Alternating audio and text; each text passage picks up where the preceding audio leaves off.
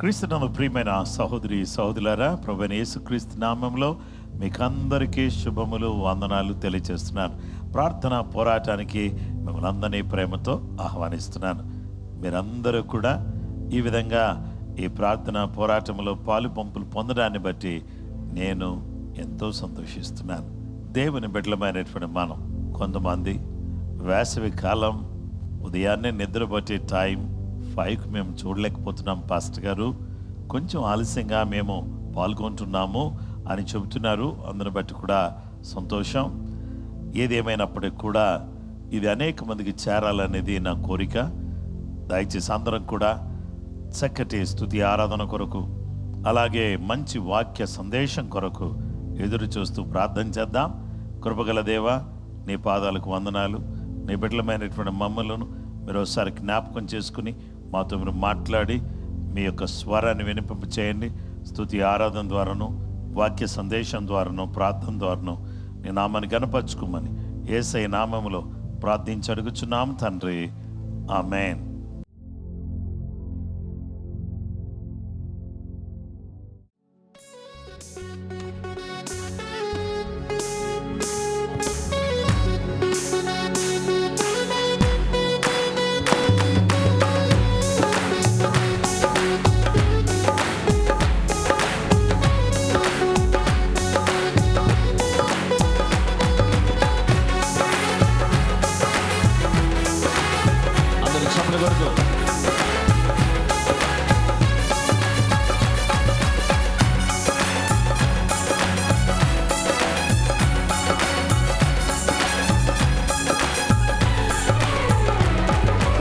యేసయ్య నామంలో శక్తి ఉన్నదయ్యా, శ్రీ యేసయ్య నామంలో శక్తి ఉన్నదయ్యా, యేసయ్య నామంలో శక్తి ఉన్నదయ్యా, శ్రీ యేసయ్య నామంలో శక్తి ఉన్నదయ్యా. నమ్మితే చాలు నీవు పొందుకుంటావు శక్తిని, నమ్మితే చాలు నీవు పొందుకుంటావు శక్తిని. యేసయ్య నామంలో శక్తి ఉన్నదయ్యా, శ్రీ యేసయ్య నామంలో శక్తి ఉన్నదయ్యా.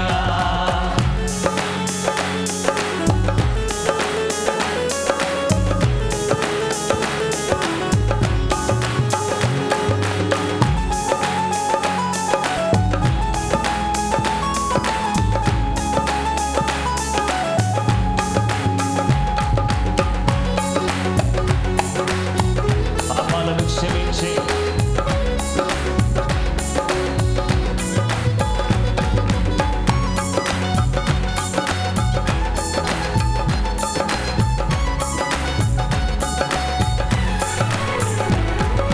పాపాలను క్షమించే శక్తి కలిగినది యేసయ్య నామం, పాపిని పవిత్రపరిచే శక్తి కలిగినది యేసయ్య నామం, పాపాలను క్షమించే శక్తి కలిగినది యేసయ్య నామం, పాపిని పవిత్రపరిచే శక్తి కలిగినది యేసయ్య నామం. యేసయ్య నామంలో శక్తి ఉన్నదయ్యా, శ్రీ యేసయ్య నామంలో శక్తి ఉన్నదయ్యా, యేసయ్య నామంలో శక్తి ఉన్నదయ్యా, శ్రీ యేసయ్య నామంలో శక్తి ఉన్నదయ్యా.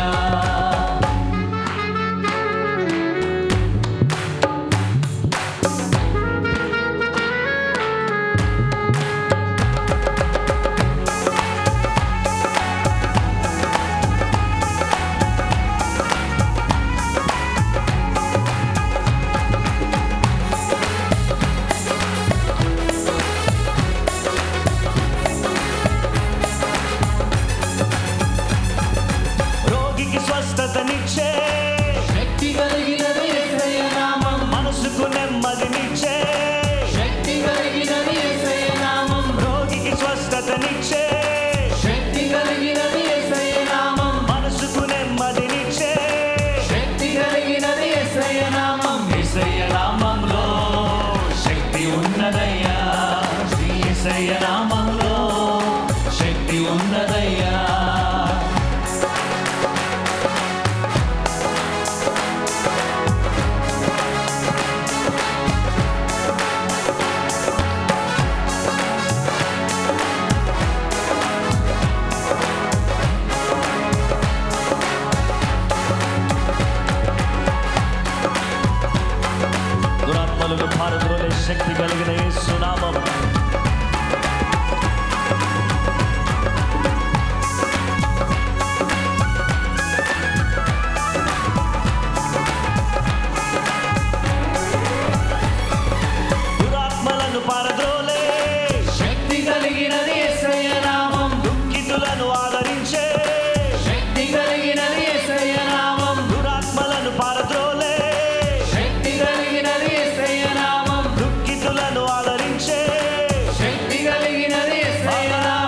యేసయ్య నామములో శక్తి ఉన్నదయ్యా, శ్రీ యేసయ్య నామములో శక్తి ఉన్నదయ్యా, యేసయ్య నామములో శక్తి ఉన్నదయ్యా, శ్రీ యేసయ్య నామములో శక్తి ఉన్నదయ్యా.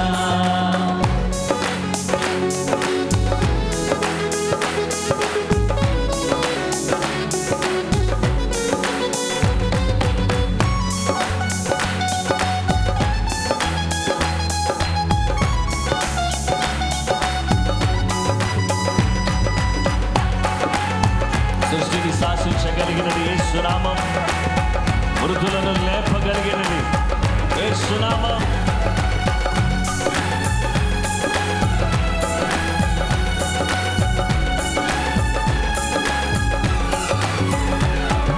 సృష్టిని శాసించగలిగిన శక్తి కలిగినది యేసయ్య నామం, మృతులను లేపగలిగిన శక్తి కలిగినది యేసయ్య నామం, సృష్టిని శాసించగలిగిన శక్తి కలిగినది యేసయ్య నామం, మృతులను లేపగలిగిన శక్తి కలిగినది యేసయ్య నామం, యేసయ్య నామంలో శక్తి ఉన్నదయ్యా, శ్రీ యేసయ్య నామంలో శక్తి ఉన్నదయ్యా, యేసయ్య నామంలో శక్తి ఉన్నదయ్యా, శ్రీ యేసయ్య నామంలో శక్తి ఉన్నదయ్యా, పాతాళాన్ని తప్పించే శక్తి కలిగినది యేసయ్య నామం, పరలోకానికి చేర్చే శక్తి కలిగినది యేసయ్య నామం, పాతాళాన్ని తప్పించే శక్తి కలిగినది యేసయ్య నామం, పరలోకానికి చేర్చే శక్తి కలిగినది యేసయ్య నామం, యేసయ్య నామంలో శక్తి ఉన్నదయ్యా,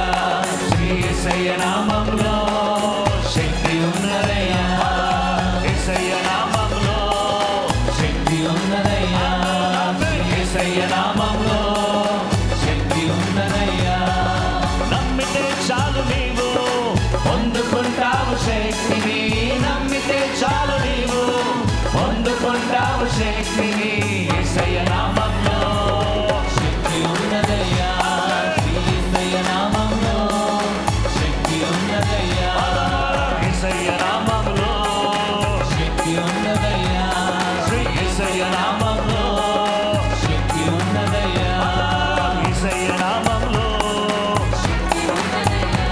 శ్రీ యేసయ్య నామంలో శక్తి ఉన్నదయ్యా, దేవా దేవా హల్లెలూయా.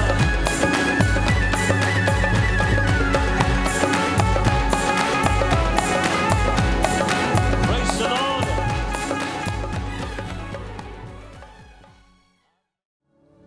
నీవు తోడుండగా నాకు దిగులుండునా, నా మంచి యేసయ్యా,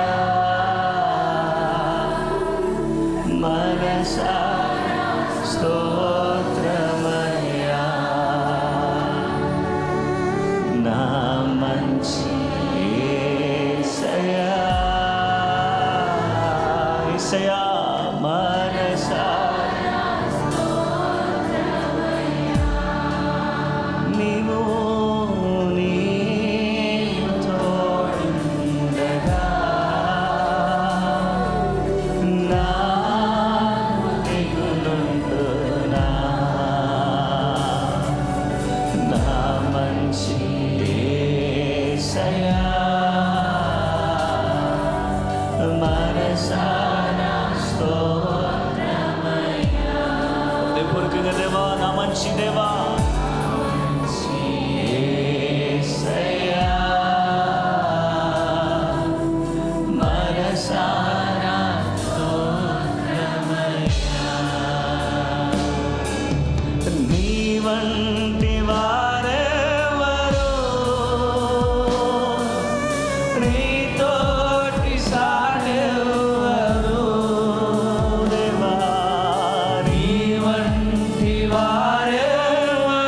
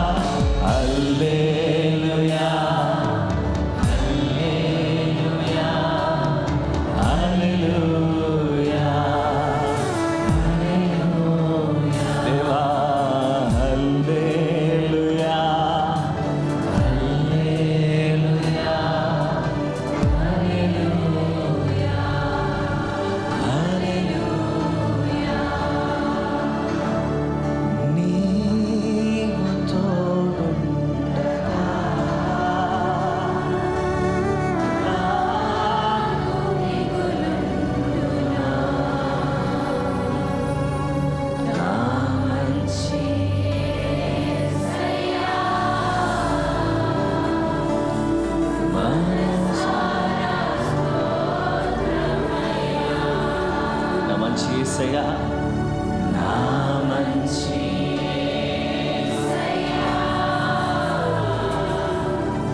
మనసా.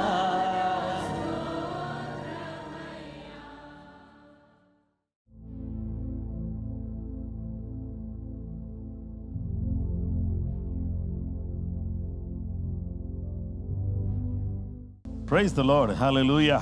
మనమందరం కూడా జలముల యొద్ద నాటబడిన చెట్టు అనేటటువంటి అంశాన్ని గురించి మనం ధ్యానం చేద్దాం. యిర్మీయా గ్రంథం 17వ అధ్యాయం 7-8 వరకు. యెహోవాను నమ్ముకున్నవాడు ధన్యుడు, యెహోవా వానికి ఆశ్రయముగా ఉండును. వాడు జలముల యొద్ద నాటబడిన చెట్టు వలె ఉండును. అది కాలువల వారన దాని వేళ్ళు తన్నును, వెట్ట కలిగినను దానికి భయపడదు. దాని ఆకు పచ్చగా ఉండును, వర్షము లేని సంవత్సరమున చింత నొందదు, కాపు మానదు.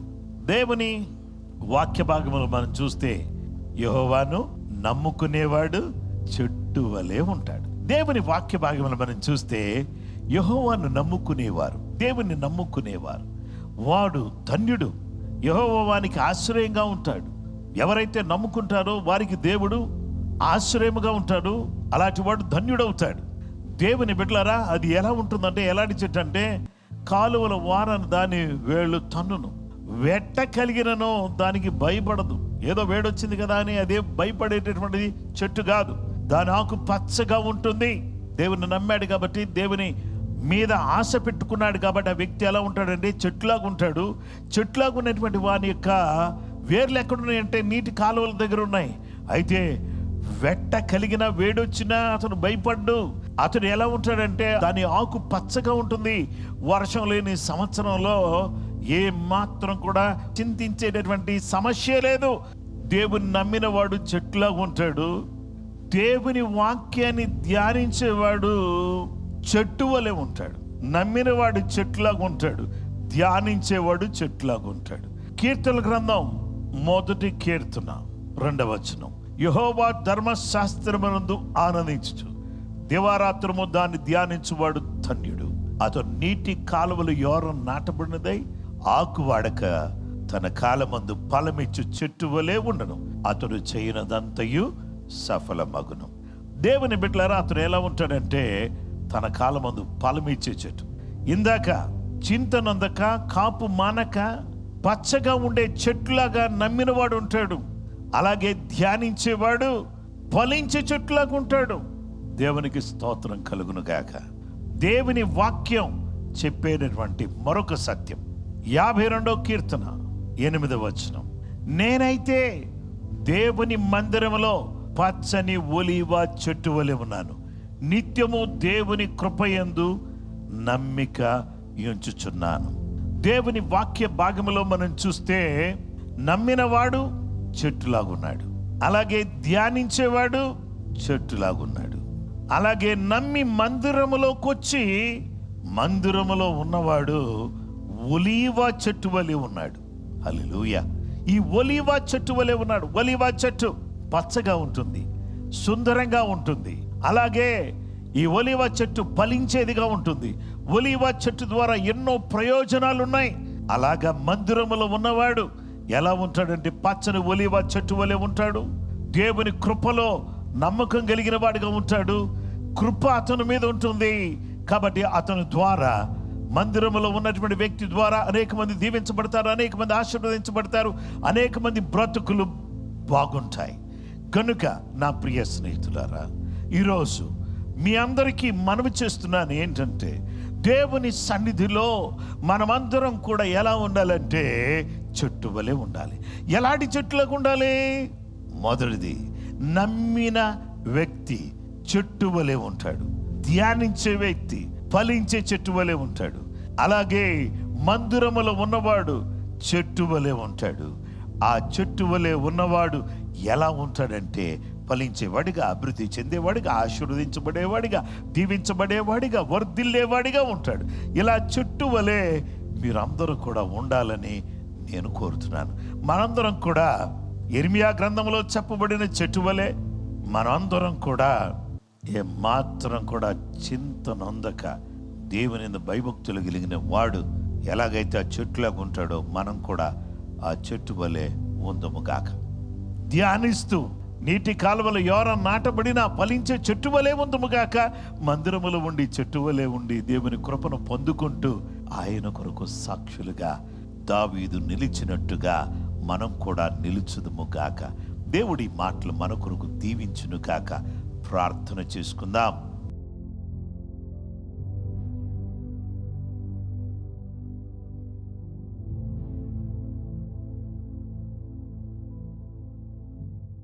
సర్వశక్తియు మిక్కిలి కనికరం కలిగిన మా గొప్ప తండ్రి, చెట్టు వలె ఉండడానికి నీ కృప అనుగ్రహిస్తున్నందుకు వందనాలు. దేవానికి స్తోత్రం. ఏ సీజన్లోనైనా కానీ పచ్చగానే ఉండే చెట్టు వలె మేము ఉండడానికి సహాయం చేయండి. ఫలించే చెట్టుగా ఉండడానికి సహాయం చేయండి ప్రభువా. నీ మందిరములో నిలిచి ఉండే చెట్టుగా మేముండి మేము దీవించబడ్డానికి, ఆశీర్వదించబడ్డానికి నీ కృప, నీ సహాయం మాకు దయచేయమని యేసు నామములో ఈ వాక్యం ద్వారా అందరూ కూడా దీవించబడడానికి సహాయం చేయమని, ప్రతి కుటుంబంలో గొప్ప నెమ్మది కలిగించమని యేసు నామములో అడుగుచున్నాము తండ్రి. ఆమేన్. క్రీస్తునందు ప్రియమైన వారలారా, ఈ అద్భుతమైన సందేశాన్ని మీతో పంచుకునే అవకాశం దేవుడిచ్చినందుకు నేను దేవునికి కృతజ్ఞతలు తెలియజేస్తున్నాను. ప్రభు మిమ్మల్ని, మీ కుటుంబాలను సమృద్ధిగా దీవించును గాక. ఆమేన్.